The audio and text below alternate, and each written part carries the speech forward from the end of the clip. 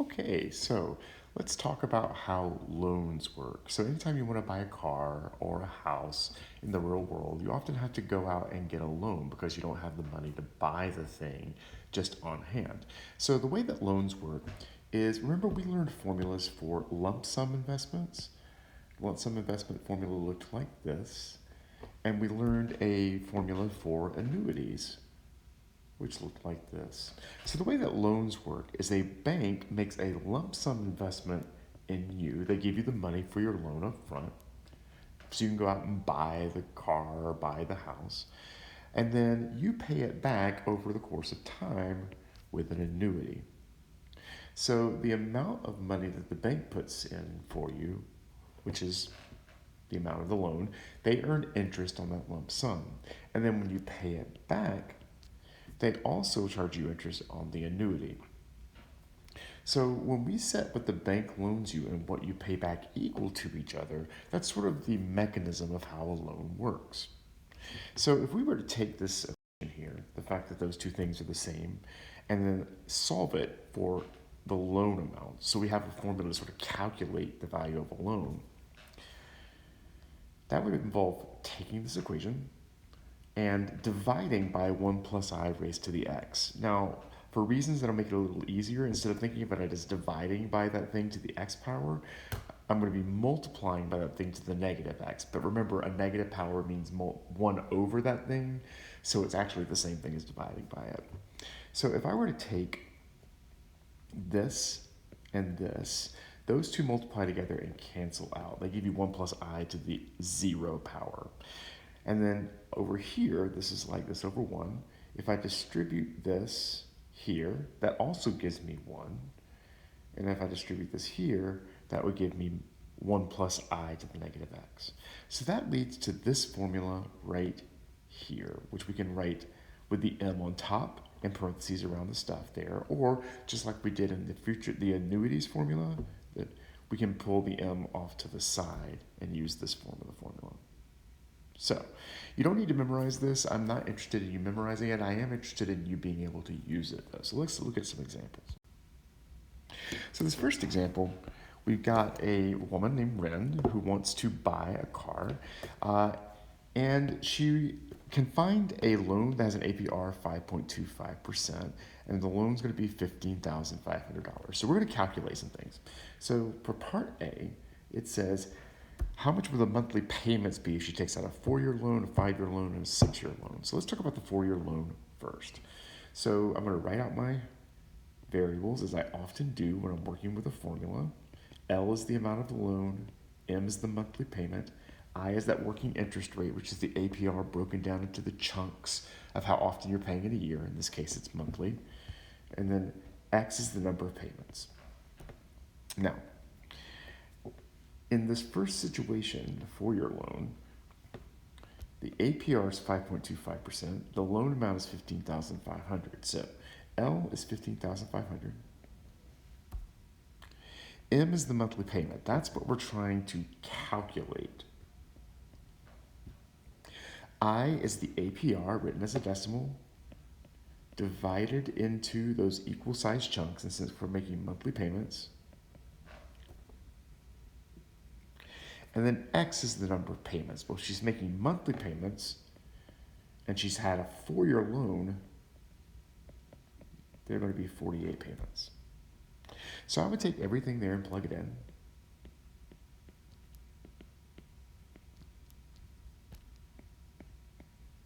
And I would store this in my calculator as I.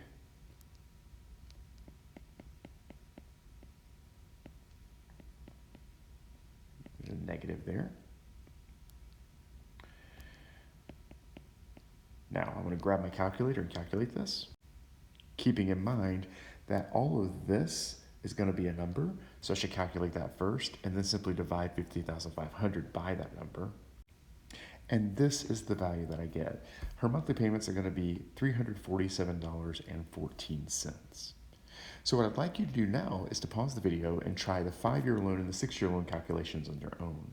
Now keep in mind, the only thing that's going to change here is the number of payments that you're making. The I is still going to be broken down into months, so it's still be the same APR divided by 12, and you're still going for 15,500. So these are the numbers that I get. And you can see as the loan goes longer, the payments lower, which makes sense. Now, Part B is an interesting thing to look at. Part B says, how much will her total payout be? Now, a total payout is basically how much money she's actually paying when she puts in all her payments. So if we look at, say, the 4-year loan, we said she was making 48 payments, right? And each payment was $347.14. So if I multiply those things together, that's going to give me the total payout of the loan. So the total payout of the 4-year loan is $16,662.72. So pause the video and calculate the 5-year and 6-year total payouts. So here are the numbers that you should be getting. Now notice we had talked about the payments getting lower as the loan term gets longer. 5-year payments are cheaper than 4-year payments, and 6-year are cheaper than 5-year. But if you look at the total payout, the longer the loan, the higher the amount of money you're actually paying into the loan.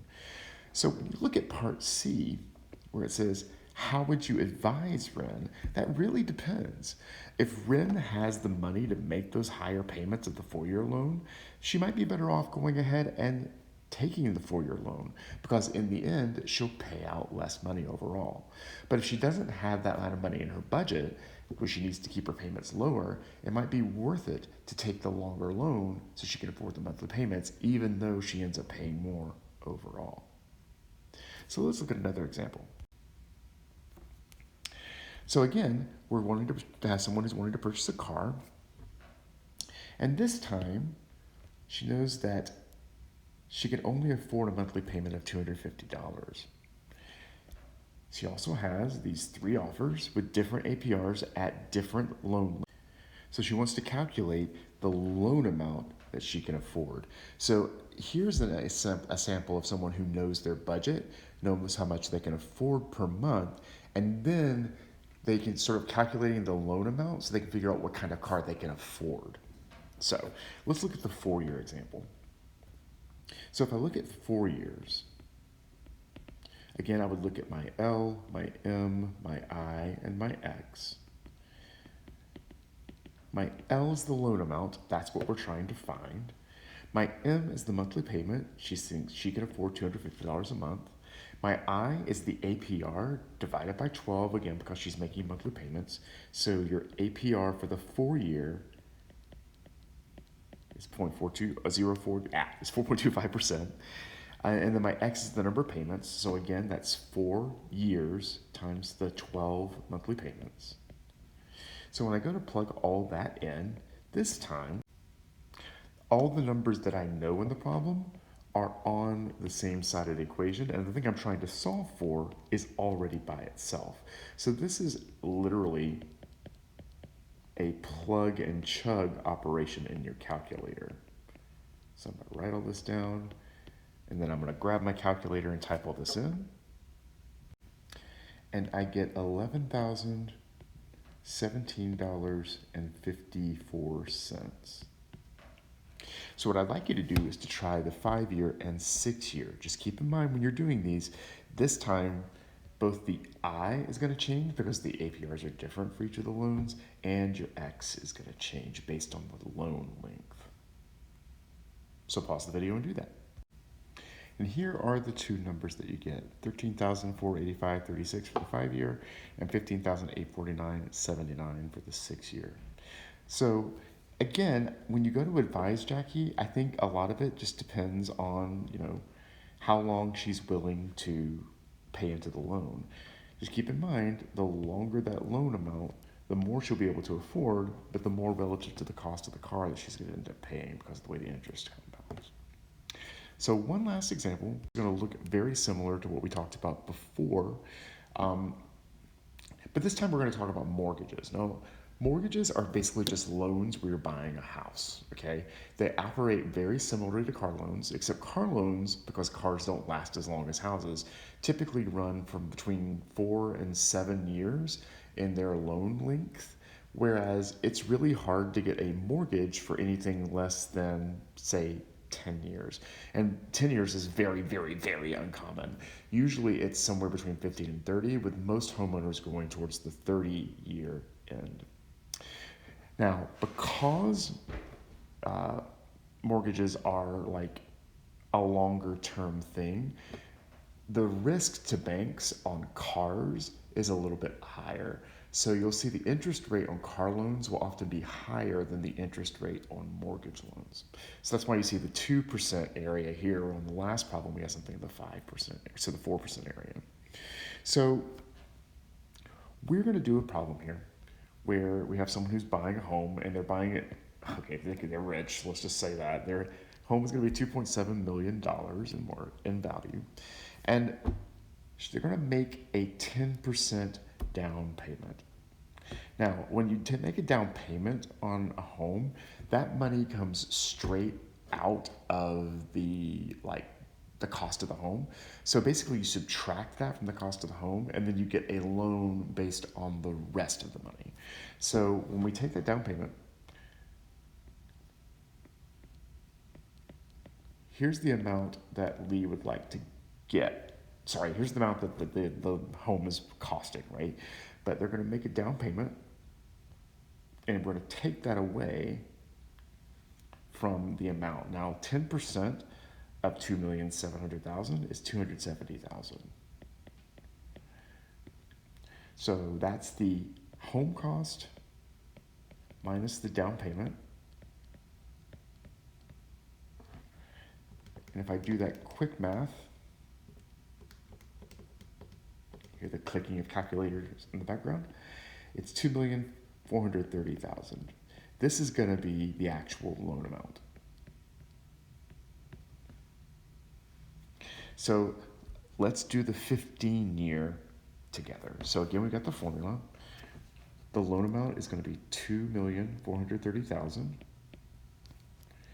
That's going to equal the monthly payment, which is what we're trying to find, times 1 minus 1 plus I, which is that 2.288 APR changed to a decimal, divided by 12, raised to the negative, and it's a 15-year, so it's monthly payments, so it's 15 times 12, which is 180, all divided by that I again. Again, I would store this in my calculator. I think it's just way easier to do. So I'm going to take all this stuff and calculate that first. And that's going to look something like this. 152.24 dot dot dot. And then I'm going to divide both sides by that number. And that is going to give me a cool amount of $15,961.59 per month on a monthly payment, which seems really high, but the home is very expensive and the loan term is very short. So what I'd like you to do is go ahead and calculate the 20 and the 30-year numbers for the same thing. And again, keep in mind, your I is going to change every time because your APR is different, and your X is going to change every time because the loan term is different.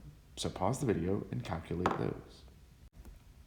And here are the two numbers you get for those. So again, the monthly payments go down, which makes sense because the loan term is longer. But when we go to calculate the total payout for each of these, you're going to see the same thing that happened with the car loan, that the longer the length goes, the more you're actually paying in, but it's going to be even more dramatic.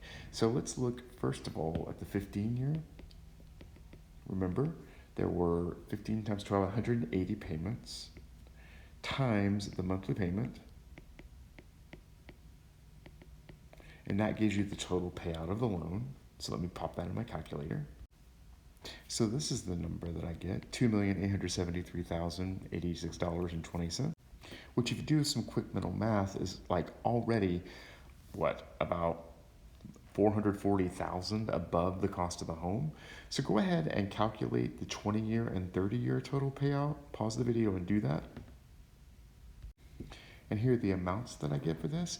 Now, I just want to point out right now that when you look at this number, which is the 30-year payout, and you compare it to the actual cost of the home, you're paying almost $940,000 in interest over the course of that loan.